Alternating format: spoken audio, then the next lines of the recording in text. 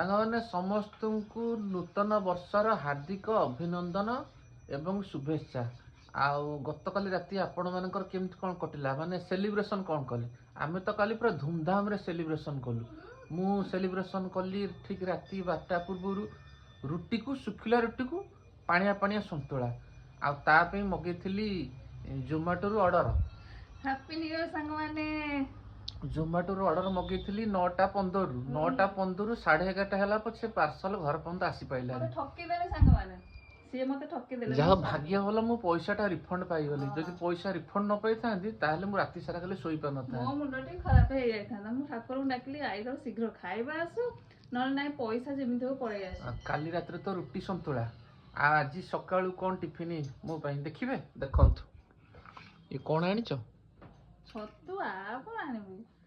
କ'ଣ କହ ସାଙ୍ଗମାନେ, ଦେଖନ୍ତୁ ନୂଆ ବର୍ଷର ଆରମ୍ଭ ଛତୁଆ।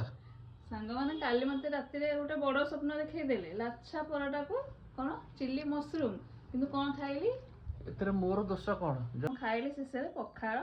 ହଉ, ସମସ୍ତଙ୍କୁ ହାପି ନ୍ୟୁ ଇୟର। ଭଲରେ ଭଲରେ ଆଜି ଦିନଟା କାଟନ୍ତୁ, ଖୁସି ମଜା ଯାହା କରିବା କଥା କରନ୍ତୁ। ଆମର ତ ସେଇ ଆଉ। ଆମେ ତ ଚାରି କାନ୍ଥ ଭିତରେ ଅଛୁ, ଚାହିଁଲେ ବି ବର୍ତ୍ତମାନ ମୋ ଯୋଗୁଁ କୁଆଡେ ଆମେ ବାହାରକୁ ଯାଇପାରୁନୁ। ଆଉ ଆପଣ